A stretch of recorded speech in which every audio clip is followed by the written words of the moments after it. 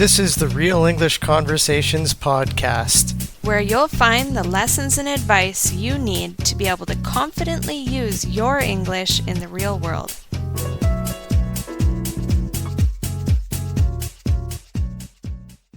Hi, everybody. My name is Amy Whitney, and I'm here with Curtis Davies, and we're from RealEnglishConversations.com.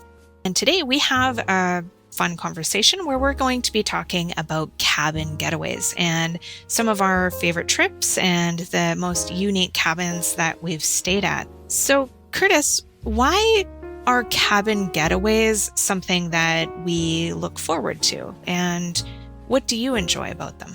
Just a quick reminder that you can get the transcription and audio download for our latest podcast by going to the description area for this episode and clicking on the link. This is also going to register you on our email list so that you can be the first one to know every time we have a new episode, so you can go and grab those downloads right away. Let's get back to the original conversation. Well, we look forward to them because it's kind of like camping, but a little more comfortable, actually a lot more comfortable, because it's a house in the middle of nowhere and you can not have to worry about setting up a tent or anything like that, but you still have the relaxation and peacefulness of the wilderness without any of the discomforts of maybe creatures in the night coming to get you, when we usually end up sleeping in the car. Remember our camping episode that we talked about? Yeah, exactly. Yeah, I think that with cabins, it really is kind of like a home away from home, but it's located in a natural area. So Curtis and I are also fans of camping, or maybe we were fans of camping. I'm kind of feeling like the age or the stage that we are in life right now, I'm not sure that I really want to camp anymore. I might prefer to stay in a cabin. And it's really because it has everything that you need. So, well, hang on. Let's clarify. We have rustic camping and rustic cabins. Yep. And we also have, in terms of camping, I guess you could have glamping. That's a new term. We've never done that, but it's a little bit more set up and comfortable for people to have a very comfortable camping experience. And there also are kind of luxury cabins, and we've stayed in all ranges of cabins. But the main thing is that there's definitely a bed. You have shelter, so you don't have to worry about any creatures coming into your cabin, like Curtis had talked about, which is interesting because we only have that fear in Canada. Yeah. Now that we're in Mexico, we don't think like that. But anyway, and then you have a bathroom and a shower usually. Exactly, which can be really uncomfortable when you're camping, when you're not able to just go have a shower after you've been outside all day and maybe hiking. You get kind of hot and sweaty and gross and you want to have a shower. With camping, that's a little bit more complicated, right? Yeah, for sure. I always end up smelling like the campfire, that we cook over, because the smoke always seems to follow you when you're cooking. You know what? Whether we're in a cabin or we're camping, I think that we end up coming home smelling like a campfire. It's just the nature of the beast of hanging out with a campfire. But anyway, I thought that it would be cool for us to talk about a couple of the unique cabins that we've stayed in and what kind of made them special. Do you remember that cabin that we stayed in Nakusp that had its own private hot spring? Oh, yeah. It was like a tub that you could control the water temperature with and the amount of water. And it was in the back, like you said, of the cabin, and it was looking towards the lake and the glacier. It had a beautiful view. Yeah, and that lake was so calm and smooth, where you could see this beautiful reflection of everything. So during the day it was beautiful, and when the sun was setting behind the glacier, it was just one of those memorable moments. So definitely one of my favorite Canadian cabin getaway experiences was Nakusp. And I think that one actually had kayaks that we were able to take out one day, which was really fun. Mhm. That may have even been the very first kayak experience that we had, if I remember correctly. I think it was the first one in my life for me. I don't think I'd ever used a kayak before, so you really got me out there onto the lake and paddling around, and I didn't tip it over, so that was good.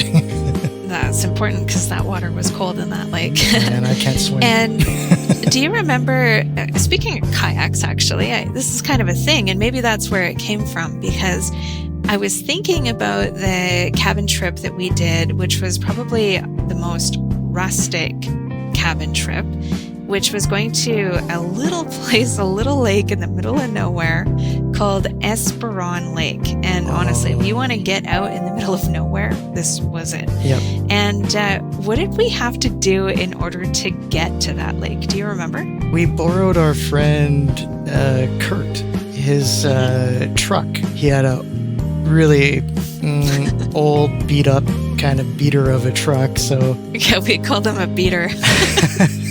When you don't care, if it's going to get a scratch or a little dent or something like that,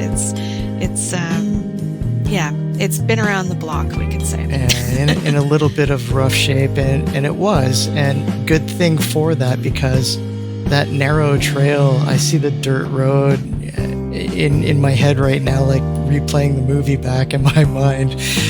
The branches and the trees and everything were scraping against the side of the truck, but we knew Kurt wouldn't care because the truck was in pretty rough shape and had a million scratches on it anyway. So I don't know how long we drove on that dirt road for. It was rough. It had a bunch of ditches and things that we had to go through. I think we had to drive through a couple of shallow creeks as well. But the reason why we wanted to do this was because Kurt had brought us to this lake previously, and we went camping with him and his girlfriend. And we knew that this was a lake that actually had cabins that I don't know why, but somebody took the time to create these or build these cabins, and they were open. Like anybody could use them, anyone could stay there, and it was completely for free. And we knew that we would be the only ones that would be staying at the lake. So we decided to go up there. And these ones were pretty rustic cabins. Do you remember what was inside? If not, I do. I don't remember every single detail, but there was like a wood stove and like very, very, very minimal types of things. I think there was like a rough table or some sort of makeshift table, and there was a bed, I think, or at least the base of a bed. I think we might have had to bring like a foamy mattress or an air mattress or something like that. But regardless, it was a structure, a log cabin, and it had a roof on it, so we were protected from the cold and the rain. And if we needed to have heat, we had a wood stove that we could use to light a fire inside and to keep us warm. And it was super peaceful. And I think we rented kayaks, and that's why we needed the truck, right? Yep. And then one of the cabins was across the lake, so we actually had to use the kayak, put our gear and stuff in it, and go across the lake in the kayak, or it was a kayak. Boat. A I think boat, that was canoe. with Kurt. He had a boat or something. I don't remember what it was. Something like that. One time we stayed at the big cabin across the lake, and that was the fancy one. Fancy in the rustic sense, okay? So a little bit bigger. It had a few more things in it. That one was really cool. And what about here in Mexico? When I think about Mexico, especially as a Canadian, cabins do not come to mind as the first thing that I see. But we were pleasantly surprised. What did we find a few years ago? We discovered that just about, an hour to the south of us is this really beautiful cabin. There are a couple cabins up there, I think, on the property. It's up in the mountains, a little bit higher in elevation. So what I really like is it goes from palm trees to pine trees, and the nature of it all looks like we're back in Canada. So Yeah. it's really cool to have that, when you're feeling like, oh, I wish I could stay in these rustic cabins in Canada again, but you don't have an upcoming trip to Canada. You can just drive an hour south in Mexico. It totally surprised me to see this there. Here in the area where we live in Puerto Vallarta, we're actually surrounded by this massive mountain range, and these mountains are quite high.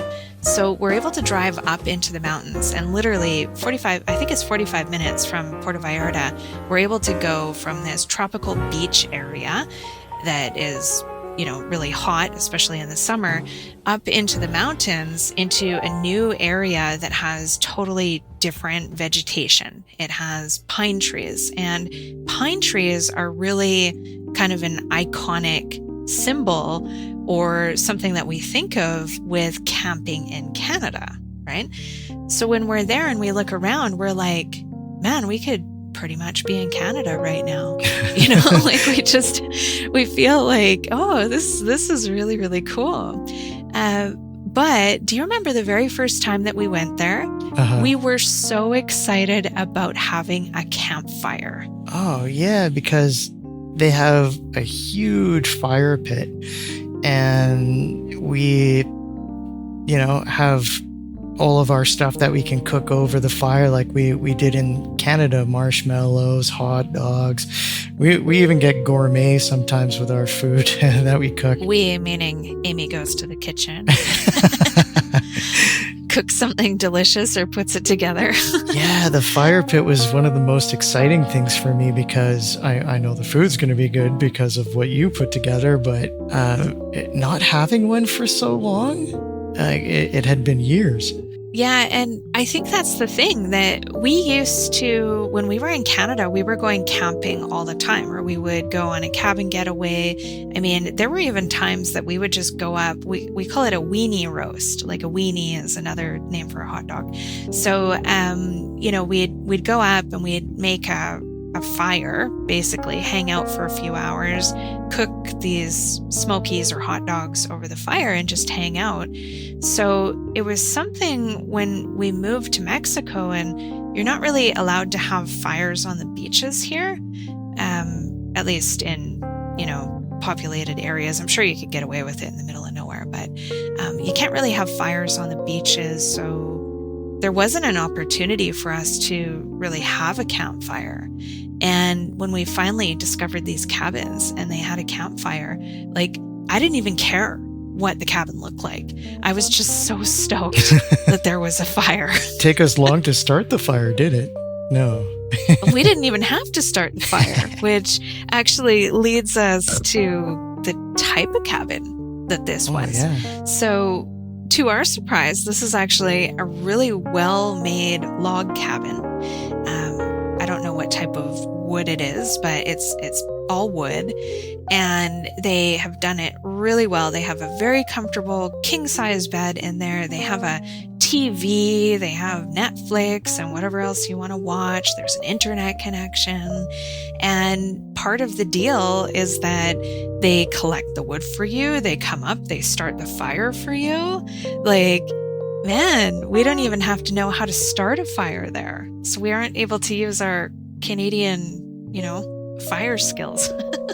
It's on this property, and it's really cool. They have 6 dogs on the property, so we have some pets keeping us company there too. So it's a really interesting way to spend the weekend if you want to. And I think one of the things that I really enjoy about this cabin in particular, because it is really in nature. There are neighbors around the property, but they're on different properties that would be like acres and acres away. Like, you can't really see them or hear them.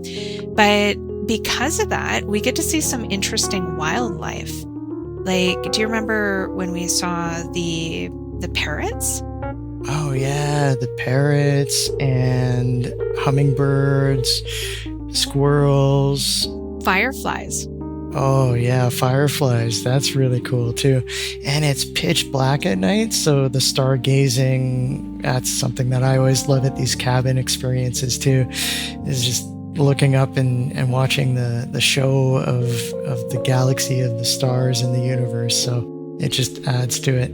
Exactly. And one thing that's really interesting about this cabin that's near us, and I think it has a lot to do with the area where we are and the elevation and the weather patterns around us, but oftentimes in the late afternoon, the clouds start to develop and they kind of roll into this area. And it creates this really mystical kind of feeling where it's foggy when you look around. You feel like you're in Harry Potter or something like that. You stole the words out of my mouth there. I was just thinking the same thing. It sounds like Harry Potter. You're in Hogwarts having a campfire or something, right? Maybe not a castle, but who knows? Anything is possible. I'm sure there's a castle for rent somewhere. Anyway, I think that's all we've got for you with this conversation about cabin getaways. But this really, honestly, I think we've stayed in 20 or 30 different cabins. But if you ever have the opportunity to do it, I know that you're going to have to drive somewhere. It's going to kind of be out of the way, but it's really a great time and a great way to relax and spend time either with your partner or you can go with your friends. But either way, you're not going to regret it.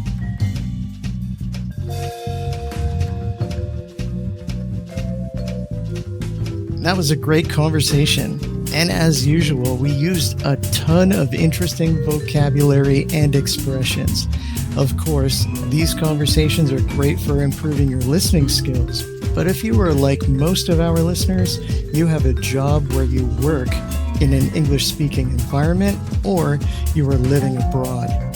And even though you speak enough English to communicate, it can feel difficult to speak with the fluency you want. And it can feel frustrating trying to understand fast-spoken English, especially with native English speakers.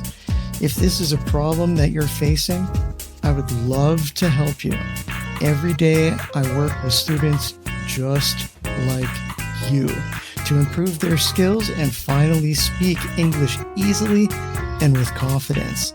Each of my lessons is totally personalized to your needs, which will allow you to feel progress and to get results within the first few lessons.